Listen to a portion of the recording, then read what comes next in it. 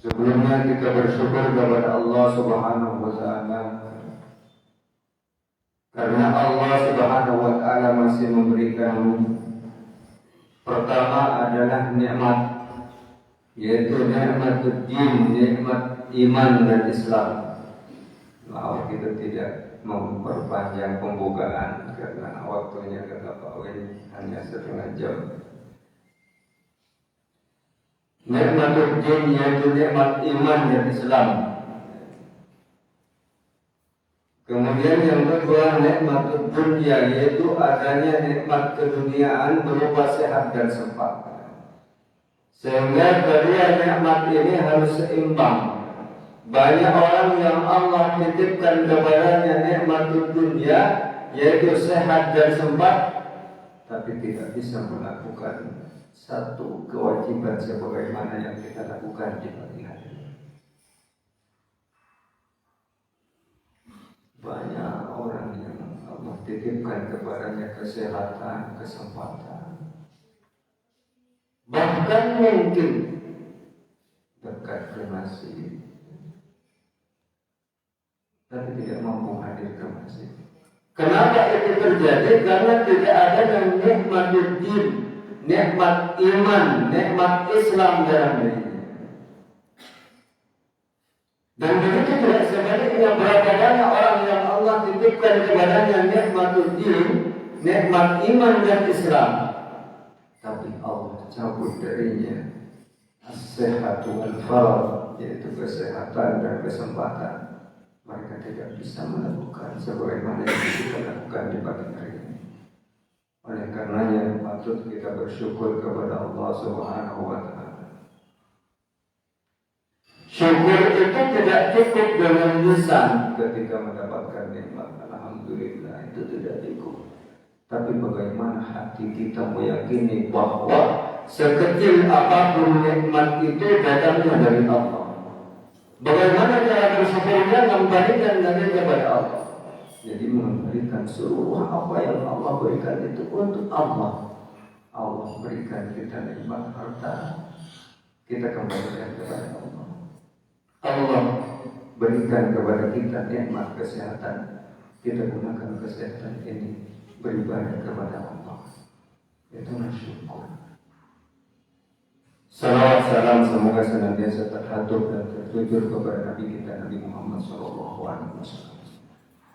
dan siapa saja dari umatnya yang istiqomah berjalan di atas ajarannya hingga yaumil kiamah.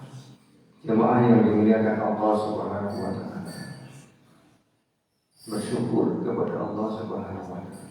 Allah masih memberikan hidayah kepada kita. Hidayah apa yang Allah berikan? Yaitu tergeraknya hati kita untuk datang ke masjid.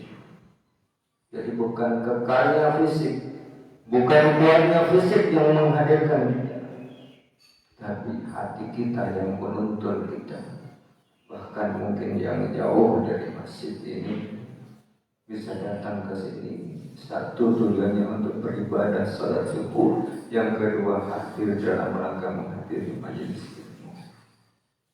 Barokahnya ilmu itu dengan majelis seperti ini. Kalau sekedar cari pengetahuan, Pak, sekarang itu tinggal kita buka Google, semuanya sudah keluar di situ. Mau cari mazhab apapun di Google sudah ketemu semuanya. Tapi barokahnya ilmu, barokahnya majelis kita dapatkan. Oleh karena di pagi hari ini insya Allah sebagaimana yang beliau 10 hari yang lalu sampaikan ke kita, ke saya, bahwa diminta tentang bagaimana menumbuhkan rasa cinta terhadap Al-Quranul Karim, baik itu anak maupun orang tua. Karena tidak cukup, Pak, orang tuanya saja cinta Quran, tidak cukup, tapi anaknya juga. Karena perintah Quran, qu anfusakum wa ahlikum nar. Jadi bukan hanya ayah yang pintar baca Quran, bukan hanya ibu yang pintar baca Quran, tapi ahli. Menggunakan kata ahli itu artinya ilmu keluarga. tidak perintahnya tidak berbunyi, jagalah dirimu dan istrimu.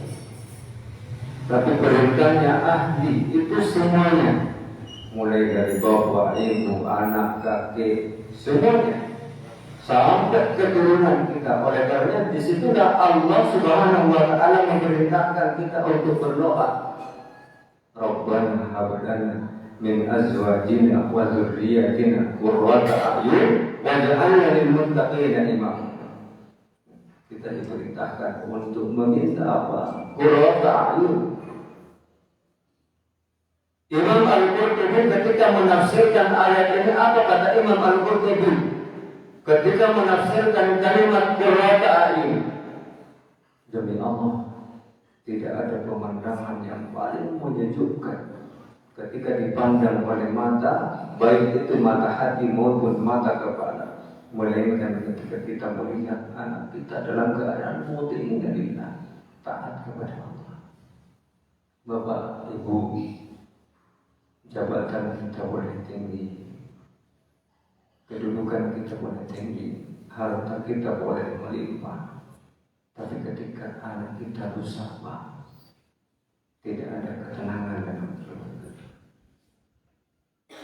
Sering saya ceritakan seorang kawan yang penghasilannya tidak kurang dari 1 miliar dalam sebulan. Nangis ceritanya ketika kita ada daurah. Beliau usianya masih muda, sekitar 35 tahun. Datang jam 3 malam, datang samping saya itu nangis. Melihat anak-anak kecil yang datang ke masjid seperti ini, nangis bapak itu. Cerita, Mas, saya melihat anak kecil itu nangis. Dan kenapa, Pak? Begitu beruntungnya orang tuanya. Anak saya setiap jam 3 itu saya bangunkan.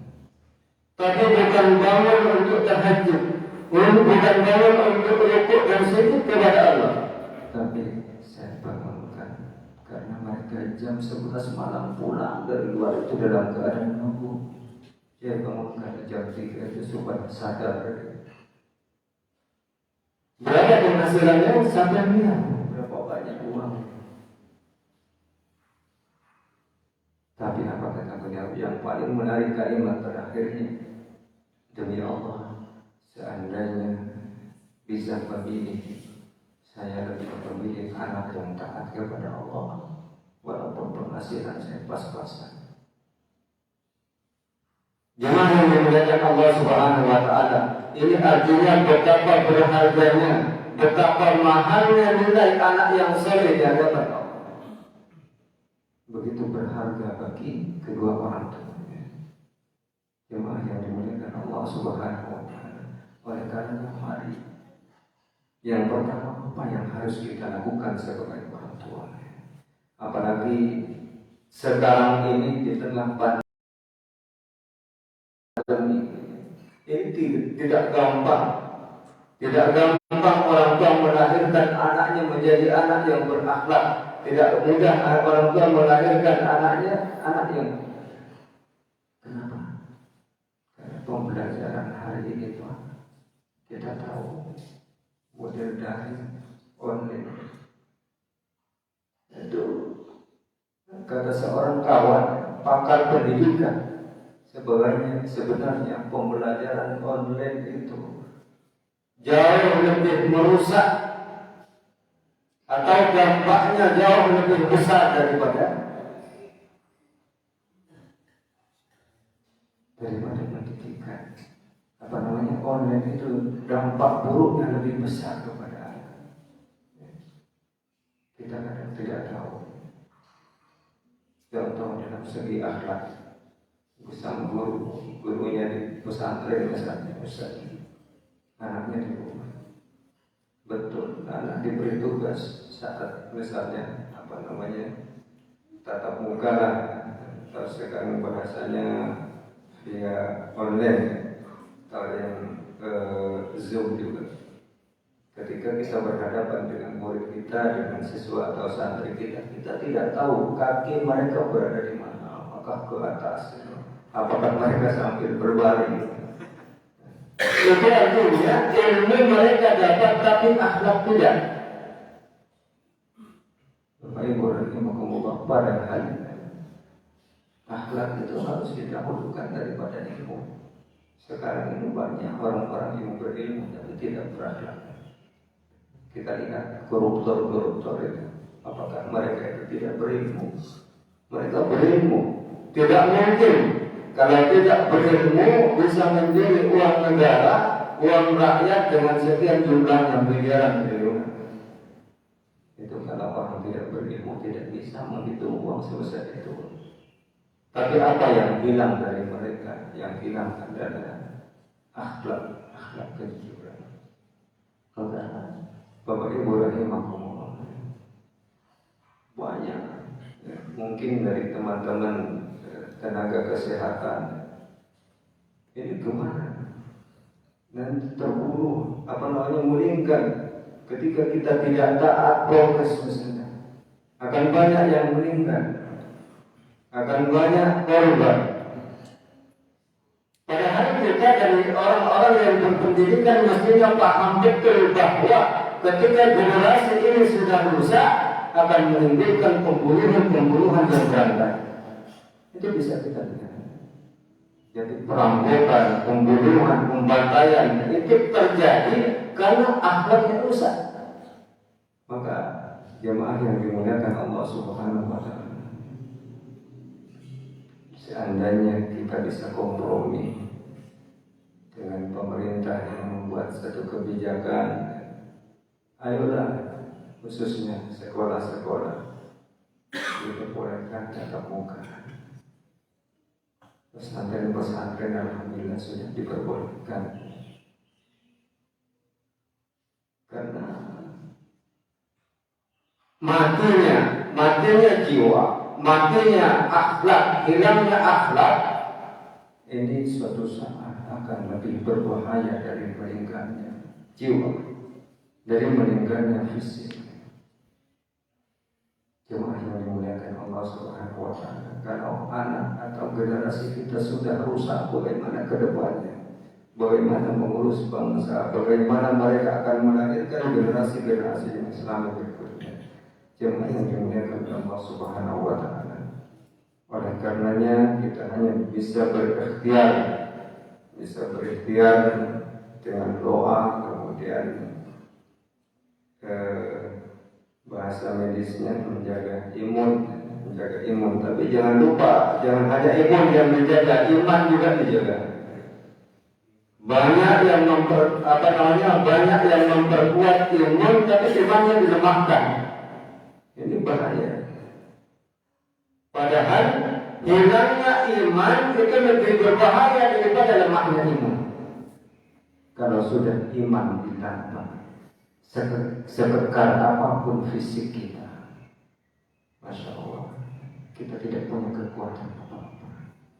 Maka Allah mengatakan, wa yakhsha alladziina law taraku min khalfihim dzurriyyatan dhi'afan khafu 'alaihim falyattaqullaha wa yaqulu qawlan sadida. Hendaklah kalian itu menjadi orang tua yang takut ketika generasinya itu lemah. Lemah apanya? Lemah fisiknya, lemah pendidikannya, lemah ekonominya, dan yang paling penting adalah lemah imannya. Jadi kita jangan hanya teriak tingkatkan iman, tapi mari kita teriak tingkatkan iman. Ya minimal kalau boleh meminta masjidlah tidak perlu ditutup, karena di sini tempat kita meningkatkan iman. Bolehlah di luar kita meningkatkan iman, di warung-warung tingkatkan iman, tapi di masjid minimal kita tingkatkan iman kita. Bersujud, rukuk, meminta kepada Allah. Jadi permasalahannya sebenarnya jemaah yang dimuliakan Allah Subhanahu wa taala tidak sebatas ikhtiar yang zahir saja. Tidak sebatas ikhtiar atau menjaga protokol kesehatan. Tapi bagaimana seharusnya kita ini tingkatkan keimanan kita kepada Allah. Mari kita meminta kepada Allah, sadari bahwa kita ini adalah hamba yang lemah. Virus itu kan kecil, tidak sulit bagi Allah bila Allah berkehendak. Tapi jangan-jangan Allah memperlambat mengangkat ini virus ini gara-gara kita jauh dari Allah. Gara-gara kita tidak menyadari bahwa kita ini hamba yang lemah. Jangan-jangan kita menuhankan satu ikhtiar yang tidak diridhai oleh Allah Subhanahu wa taala. Kadang kita ini terlalu menuhankan. Contoh menuhankan itu seperti ini.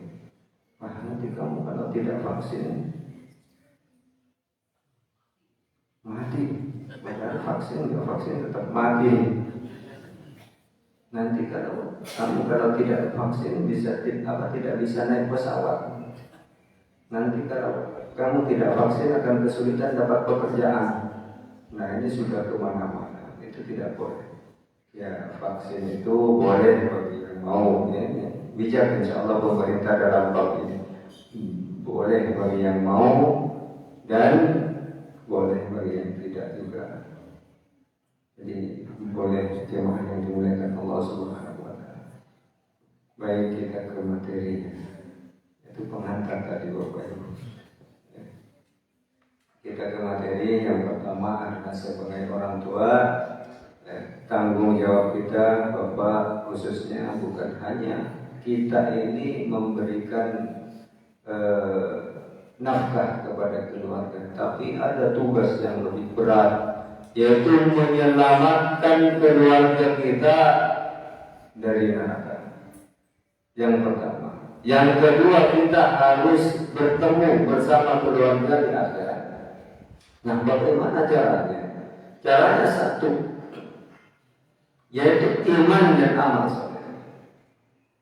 Al-haqna bihim dzurriyyatahum. Jadi Allah akan mempertemukan kita dengan anak cucu kita, keturunan kita ketika kita beriman dan beramal soleh. Itu syarat. Kalau kita barangkali hari ini dipisahkan dengan keluarga kita, anak kita sebagian ada yang nyantri, nah itu nggak apa-apa, tidak lama. Perpisahan di dunia itu tidak lama. Perpisahan sesungguhnya itu nanti ketika kita dipisahkan oleh Allah, ayahnya ditaruh di surga, anaknya di neraka. Atau sebaliknya, anaknya di surga, orang tuanya di neraka. Itu perpisahan yang sesungguhnya. Maka agar kita berjumpa anak kita, berjumpa bapak ibu kita, keluarga kita di akhirat, tidak ada pilihan lain kecuali beriman dan beramal soleh. Iman dan amal soleh. Jemaah yang dimuliakan Allah Subhanahu wa taala. Maka sebenarnya sebelum anak itu lahir, tanggung jawab bapak, ibu khususnya, yaitu berdoa meminta kepada Allah Subhanahu wa taala. Meminta kepada Allah agar itu anak lahir menjadi anak soleh dan solehah. Nah kemudian ketika anak sudah lahir, tugas kita memberikan satu teladan yang baik. Terutama ketika usia 0 sampai 2 tahun. Ini catatan besar bagi ibu-ibu. Kenapa Allah mengatakan wa fisaluhu fi amain dan penyakitnya selama 2 tahun? Ini ada rahasia besar di sini. Rahasianya adalah Allah Subhanahu wa taala ingin sekali mendekatkan anak itu kepada ibunya. Ini khususnya ibu-ibu. Tidak boleh usia 0 sampai 2 tahun itu waktunya bersama ibu. Maka pakar pendidikan, pakar parenting mengatakan perlu dipertanyakan kalau anak usia 0 sampai 2 tahun itu kok lebih dekat kepada orang lain ketimbang ibunya. Itu perlu dipertanyakan. Misalnya anak usia 0 sampai 2 tahun itu kepada siapa saja mau. Nah itu perlu dipertanyakan karena mestinya di usia 0 sampai 2 tahun itu adalah anak harus paling dekat kepada ibunya. Jemaah yang dimuliakan Allah Subhanahu wa taala. Kemudian nanti Ayah itu di usia 4 tahun itu udah mulai mendekat ke anaknya untuk lebih sering komunikasi. Jarang sebenarnya ayah itu dekat kepada anak itu jarang. Makanya luar biasa kalau ada ayah yang lebih dekat kepada jemaah yang dimuliakan Allah Subhanahu wa Ta'ala. Ada 5 hal yang harus kita perhatikan dalam proses pendidikan anak kita. Yang pertama adalah lingkungan. Ini penting sekali. Lingkungan mana yang harus kita perhatikan? Yang pertama dan utama itu adalah lingkungan keluarga. Kita kondisikan rumah kita menjadi rumah yang Qur'ani. Setiap dinding-dindingnya itu kita tempel bukan dengan gambar-gambar yang tidak Islami, tapi kita tempel di situ ayat-ayat yang Qur'ani. Jadi ketika anak itu nanti keluar pintu, dia lihat ayat Al-Quran. Atau misalnya dibuat beberapa tahapan. Jadi anak itu kan bisa diajari baca Quran itu kan usia 3. Ada usia 3 sampai 5 tahun. Ada juga yang mengatakan usia 5 tahun. Kenapa diambil usia 3 tahun? Itu dasarnya adalah ya Yahya khudil kitab bi quwwah. Yaitu ambillah kitab itu dengan al-quwwah, yaitu dengan sungguh-sungguh. Bapak Ibu rahimahumullah.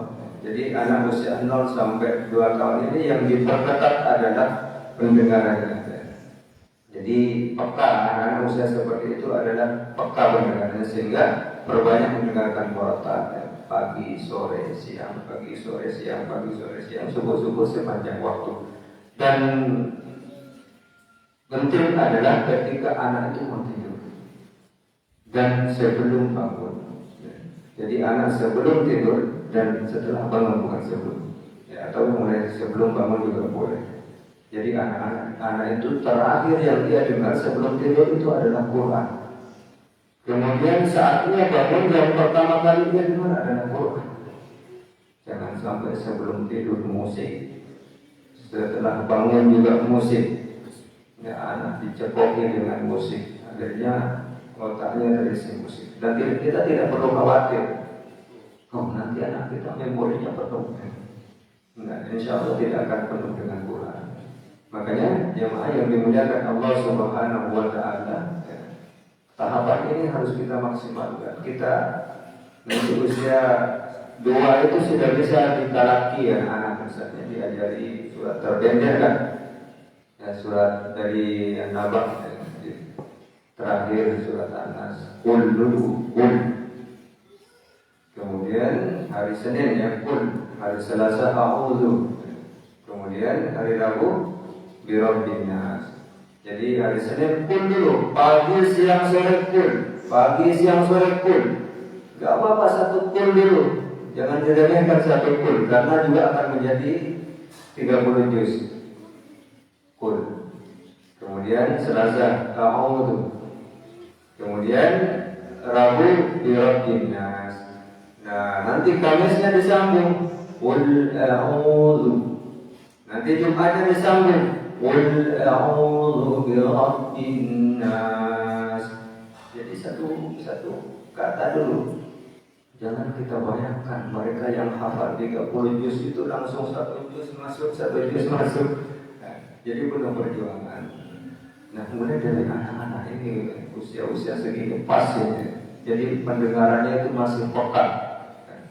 Makanya Bapak Ibu rahimahumullah, jangan sampai di usia ini, apalagi ini tantangan tersendiri bagi kita ya. Anak kita itu sekarang mulai dari balita sampai lansia itu kita itu dicekoki dengan gadget. Nah, itu ilmunya itu sebenarnya dalam sepekan tidak boleh lebih dari 5 sampai 6 jam anak itu buka gadget. Nah, kalau putra kita sudah berapa jam dalam sehari, mungkin lebih dari 5 jam. Padahal teorinya itu adalah maksimal dalam sepekan itu 5 jam. Jemaah yang dimuliakan Allah Subhanahu wa Ta'ala. Nah, ini mungkin bisa kita terapkan ke putra putri kita nanti. Jadi sepekan kita punya target itu An-Nas ayat pertama. Ya, ini bagus daripada 1 bulan kita tidak melakukan apa-apa. Hari Senin Qul. Qul. Hari Selasa a'udzu. Kemudian hari Rabu Birabbinnas. Anak usia 3 tahun insya Allah sudah mulai sempurna pengucapannya. Itu pas untuk kita laki, itu pas. Kemudian hari Kamis Qul a'udzu. Hari Jumat Birabbinnas. Hari Sabtu itu dilancarkan satu ayat itu. Qul a'udzu birabbinnas. Begitu juga nanti pekan berikutnya. Malikinnas. Hari Selasanya Qul a'udzu birabbinnas, Malikinnas, dan seterusnya. Itu untuk anak usia tadi usia 3 tahun. Nanti kalau 5 tahun berbeda lagi, bisa langsung satu ayat. Amma yatasaalun. Itu usia 5 tahun boleh langsung satu ayat.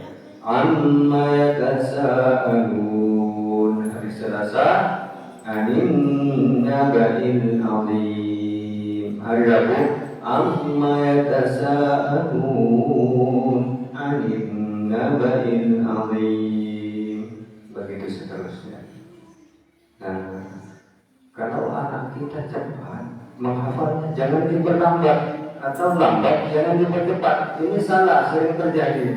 Anak yang nggak mampu cepat tapi dipaksa cepat. Begitu sebaliknya, anak yang cepat dipaksa lambat.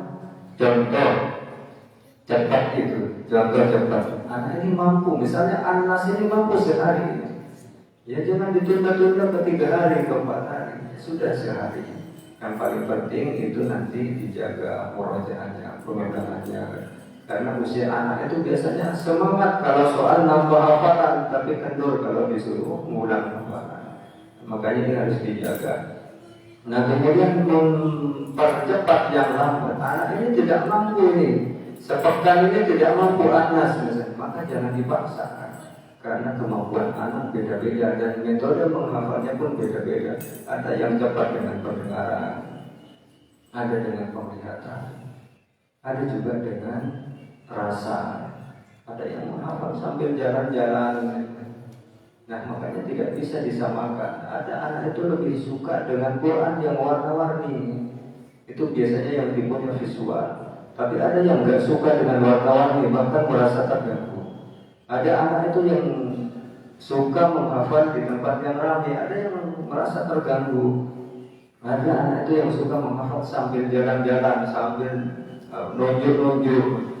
Nah itu ada. Oleh karenanya itu penting bagi orang tua untuk memahami itu, sehingga kita tidak gampang mengatakan, oh anak saya kok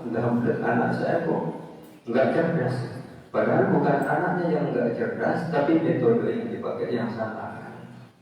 Ya, saya pernah itu mengisi seminar di sebuah pesantren. Itu ketika kita kumpulkan, gurunya semuanya ngeluh. Ustaz, ini santri kita SMP, tapi kok nggak mampu 1 halaman dalam sehari. Ya ternyata masalahnya setelah saya ketemu gurunya, ketemu santri-santri, ada sekitar 130-an santri. Itu yang masalah bukan di santrinya, tapi metodenya yang masalah. Jadi disamakan, semua anak itu disamakan. Padahal tidak seperti itu. Jadi kita ketahui dulu anak ini masuk kategori visual. Oh iya, ini visual. Nanti Qur'annya yang ini misalnya. Misalnya pakai Qur'an Al-Lufat yang visual. Oh ini tipenya auditory. Ini boleh mau hijaz atau asyifa boleh. Nah ini mungkin tipenya kinestetik yang senang jalan-jalan nih, jalan-jalan. Ini kinestetik ini boleh. Mau yang warna, mau yang tidak berwarna, nggak apa-apa. Yang paling penting adalah bagaimana dia didorong ketika menghafal itu sambil tadabbur, sambil merenungi terjemahnya. Karena hafalan itu cepat hilang, tapi kalau pemahaman sulit hilang. Itulah kenapa Penting sekali ketika kita menghafal itu sambil memahami alur cerita ayat. Ya, contoh surat apa yang paling surat Yusuf kepanjangan ya, Al-Fitor yang saya jadikan contoh. Idzas sama'u fatarat. Artinya apabila langit terpecah, wa idzal kawakibu tasarat, apabila bintang-bintang berjatuhan, wa idzal biharu fujirat, dan apabila lautan meluap. Jadi ketika kita menghafal dengan terjemah itu, lisan kita baca, telinga kita mendengar, kemudian otak kita merekam terjemahnya, dan hati kita merasakan kenyamanan Quran. Jadi Quran itu ketika kita memahami alur ceritanya, seolah-olah kita tidak mau berhenti. Dari saking nyamannya, dari saking bagusnya kisah Al-Quran. Bapak Ibu rahimahumullah, dulu banyak yang terus menghafal surat Yusuf itu kok sulit. Banyak yang mengeluhkan surat Yusuf. Nah, setelah dikasih tahu, pahami dulu alur ceritanya baru dihafalkan. Oh iya, ternyata asik menghafal surat Yusuf. Ya, santri-santri kita juga senang sekarang menghafal surat Yusuf itu. Dulu kesulitan karena tidak tahu metodenya. Artinya dalam proses menghafal, lisan itu mengucapkan, mata menatap ayat sepenuhnya, telinga mendengar, kemudian otak kita merekam. Jadi tidak boleh menghafal pelan-pelan, telinga sendiri enggak dengarnya, harus dengar. Minimal diri kita sendiri yang dengar. Itulah indra, semuanya harus kita libatkan. Jadi itu usia berapa tadi? Usia 5 tahun. Nah kemudian usia 7 tahun beda lagi. Usia 7 sampai baliklah minimal kita persingkat. Nah itu sudah boleh ditarget. Boleh ditarget 1 hari 1 halaman. Kalau 1 hari 1 halaman, maka nanti 1 tahun 8 bulan anak itu sudah selesai 30 juz. Sehari 1 halaman. Kalau sehari 2 halaman, berarti dia sekitar 10 bulan sudah selesai 30 juz. Jemaah yang dimuliakan Allah Subhanahu wa taala. Demikian saya khawatir terlalu lama. Sebenarnya banyak sekali materi yang kita sampaikan. Ini baru 1 dari lingkungan keluarga. Saya bercepat, yang kedua adalah lingkungan sekolah.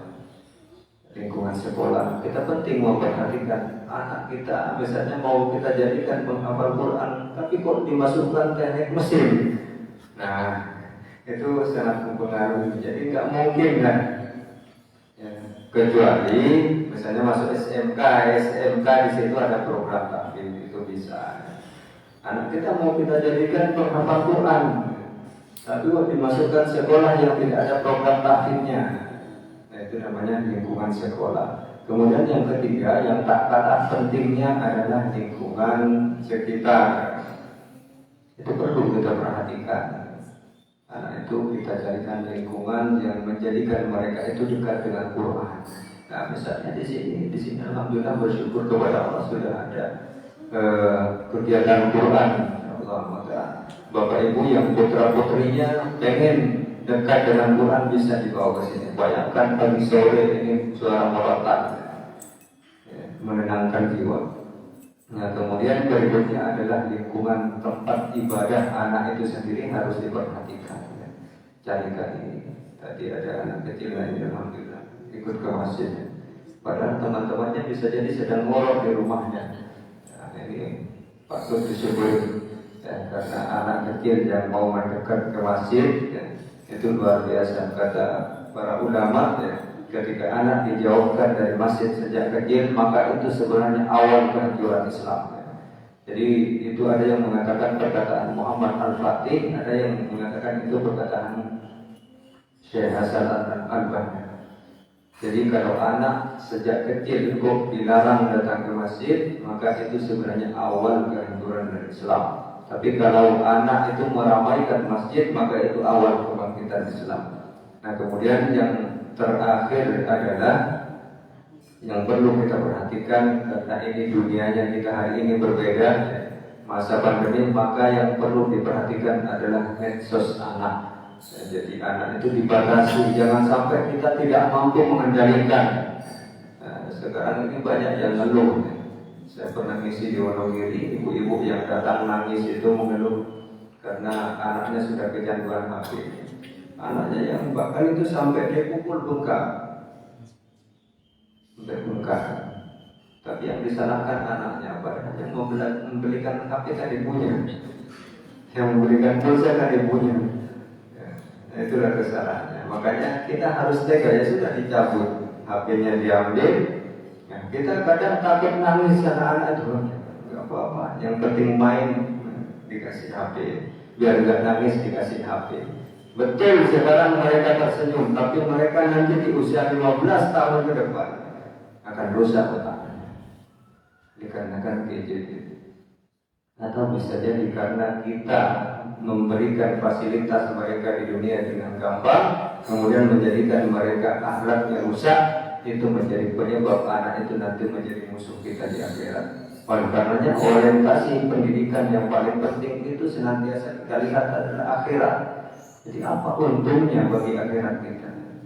Anak ini kalau dikasih gadget, kira-kira hasilnya untuk akhirat kita apa?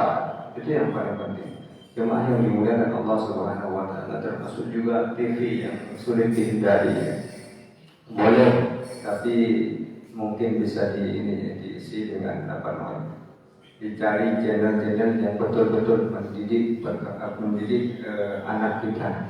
Saya alhamdulillah sudah 6 tahun tidak ada TV di rumah, walaupun ada yang menganjurkan juga demi pendidikan anak katanya. Tapi bagi kita sementara pilihan kita adalah tetap tidak ada TV di rumah. Kalaupun ada butuh informasi nanti bisa dicari di internet dan sebagainya. Barangkali ada 2 pertanyaan yang bisa disampaikan biar lebih santai, nanti yang ada kegiatan bisa bisa meninggalkan tempat lebih dahulu dan masih longgar bisa bertanya. Ya. Assalamualaikum warahmatullahi wabarakatuh. Waalaikumsalam. Antara iman dan imun, jika imun kita itu tidak terpenuhi, apakah kita bisa menjaga iman kita? Mohon dijelaskan antara iman dan imun itu mana yang lebih diutamakan. Terima kasih. Iya, mestinya kalau iman sudah kuat, imun itu akan ikut kuat. Ada juga yang mengatakan harus seimbang, tapi kalau kita prinsipnya adalah iman dulu. Kalau iman yang kita dahulukan itu kita tidak mungkin meninggalkan ikhtiar. Oh iya, kita beriman kepada Allah bahwa hidup dan mati itu di tangan Allah. Nah kemudian solusinya agar kita tetap bertahan hidup dan bisa beribadah, ya kita jaga iman kita dengan apa tadi? Berapa M ya sekarang itu? 4M nggak mempan, jadi 5M. Nanti kalau 5M nggak mempan, nah itu yang jadi masalah. Kenapa ikhtiarnya itu kok selalu sifatnya zahir? Nah, ada seruan mungkin dari pemerintah. Wajib tahajud semuanya, minimal tahajud di rumah masing-masing lah. Kalau memang masjid itu ditutup, ya sudah di rumah masing-masing tahajud. Nah kalau ditanya jaga iman apa imun, ya itu tergantung kita. Kalau Bapak sementara ini mana didahulukan? Iman dulu.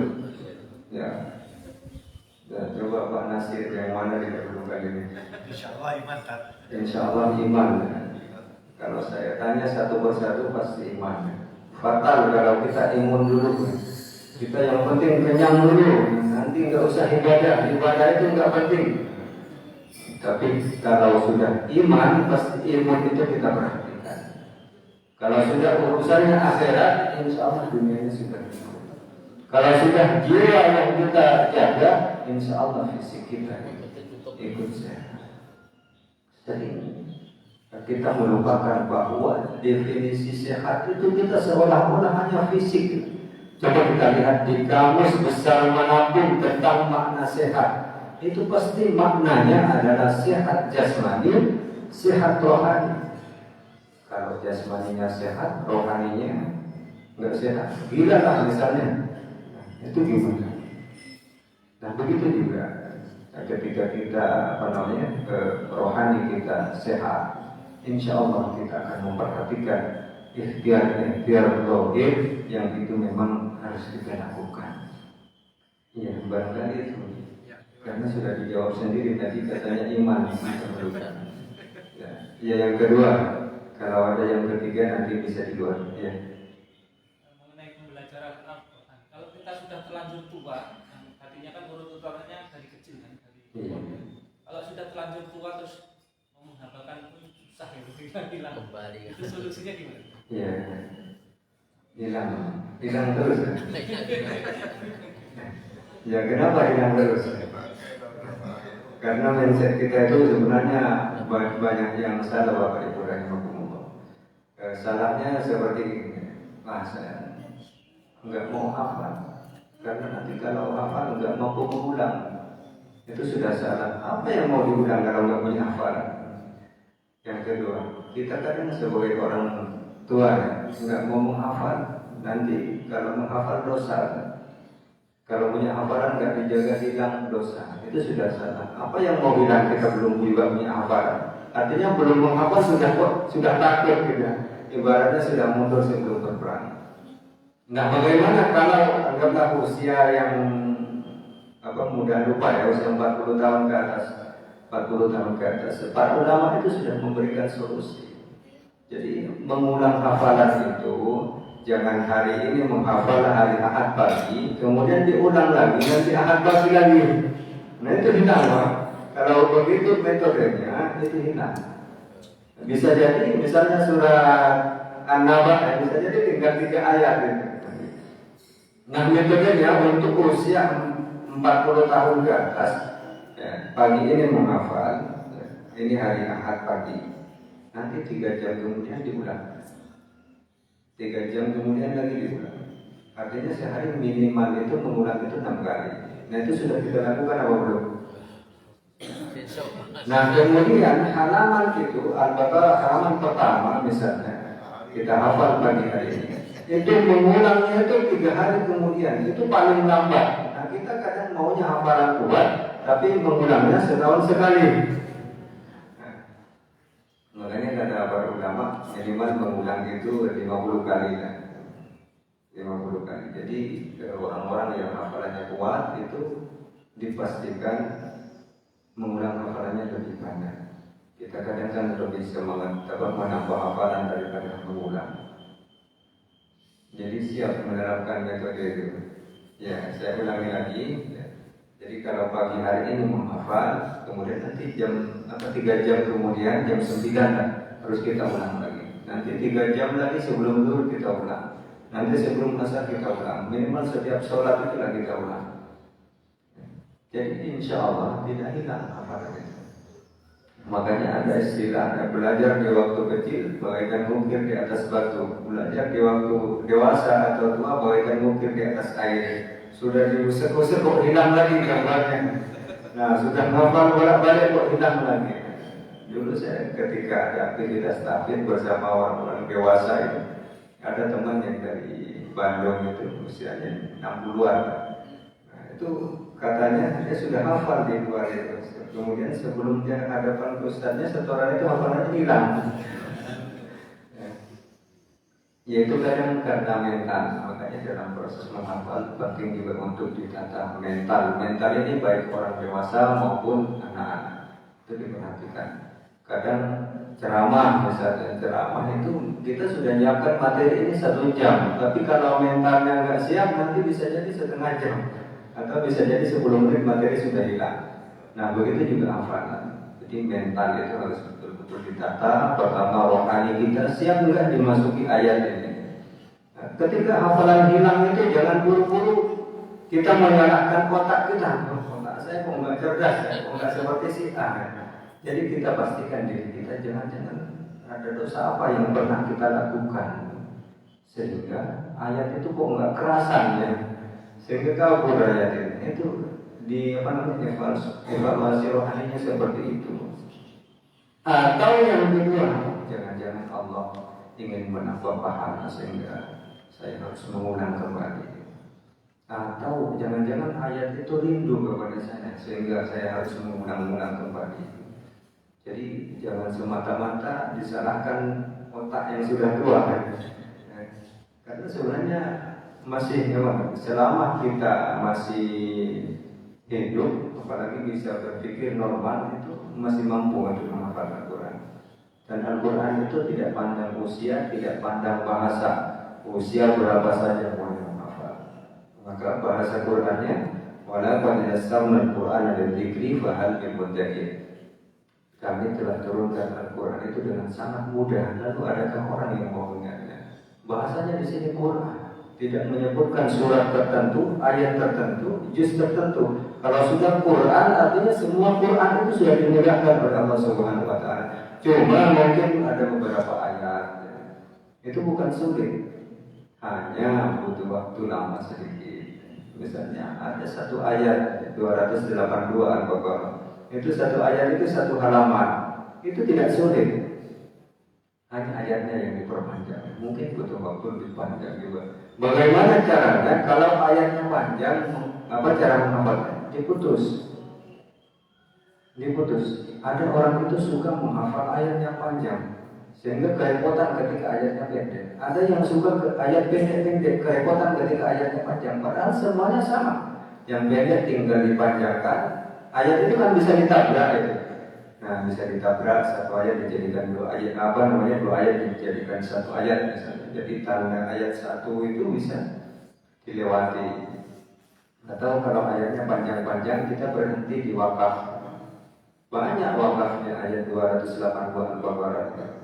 Jadi tidak perlu kita jadikan alasan ayatnya kok panjang. Semuanya sudah ada solusinya ya. Itu barangkali yang bisa kami sampaikan. Atau ada lagi, satu lagi? Ya. Assalamualaikum warahmatullahi wabarakatuh. Waalaikumsalam. Kita ingin ya satu hari itu bisa baca Al-Quran, bahkan misalnya target 1 juz.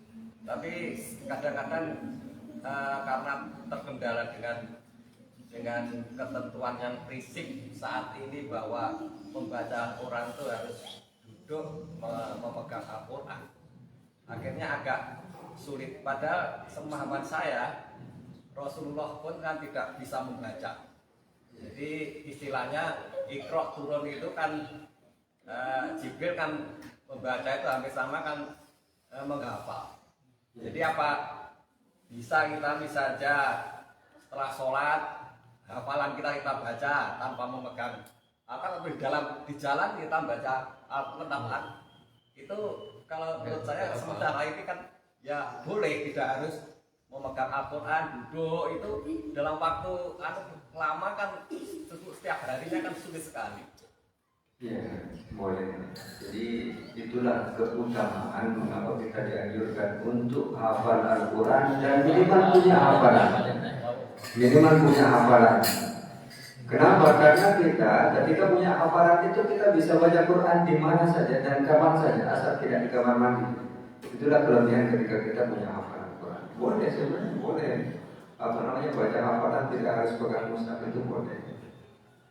Nah, di mana saja kita bisa baca Quran, di bis, perjalanan sini Madiun, sini Surabaya, itu kurang lebih setengah juz hafal. Atau kalau hafalan, ya pakai hafalan itu sudah 4 jam itu insya Allah kurang lebih 2 juz setengah atau sampai 3 juz. Maka caranya Bapak Ibu rahimahumullah, agar kita tidak lepas dari Quran, dari bacaan Quran, berikan waktu terbaik itu untuk Quran. Nah, kalau saya biasanya ini bisa ditiru, boleh juga tidak. Saya habis subuh itu sebelum nyimak anak-anak jam 6 itu khusus untuk Quran dulu. Jadi tidak boleh Quran itu di nomor 2 kan, apalagi HP dahulu. Nah, teorinya adalah di samping kita itu Quran. Ketika kita tidur itu di samping atau di bantal kita itu Quran. Ketika kita bangun, yang pertama kali kita ambil adalah Quran. Jangan sampai pertama kali bangun usah-usah ini cari HP. Jadi Quran dulu. Dan itu adakan kesepakatan antara bapak dan ibu. Suami istri adakan kesepakatan.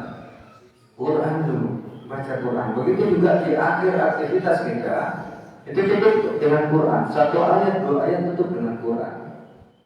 Sehingga waktu kita menjadi barokah. Sesibuk apapun kita jam jam 6 ke atas misalnya, mau kita habiskan pakai buka HP dan lain sebagainya. Tapi jangan sampai waktu terbaik ini dirampas untuk hal-hal yang tidak baik. Untuk Quran dulu. Jangan berikan sisa untuk Quran. Kita kadang mau hafalan, mau baca Quran jam 1 siang pulang dari kantor. Di kantor banyak tugas, kita nyampe rumah sudah emosi. Jadi Qurannya bisa jadi nggak tahu jadi kemana. Makanya itu berikan yang terbaik. Setelah kita meluangkan waktu terbaik untuk Quran, syukur-syukur sebelum subuh. Nah itu insya Allah waktu kita lebih berkah. Kalau kita nunggu waktu luang nggak akan jadi. Jadi luangkan. Memang berat. Awal-awal itu berat. Tapi kalau sudah berjalan 1 bulan, 2 bulan, kita sudah merasa kehilangan. Oh, jam 5.30 kok santai, nggak baca Quran. Itu terasa ada sesuatu yang hilang. Ya namanya harus dipaksa. Kemudian nanti menjadi kebiasaan, setelah jadi kebiasaan menjadi kebutuhan. Puncaknya adalah jadi kenikmatan. Oh, kok ternyata nyaman sekali, menenangkan jiwa tilawah pagi hari ini. Kita akan semakin senang dengan Al-Quran, akrab dengan Quran. Begitu juga sebelum tidur, tutup dengan Quran. Ya, sehingga ketika terjadi apa-apa pada diri kita saat kita sedang tidur, minimal kalimat terakhir yang kita ucapkan, yang kita baca adalah Quran. Man haqqu rabbika fala takunanna minal mumtarin. Assalamualaikum warahmatullahi wabarakatuh.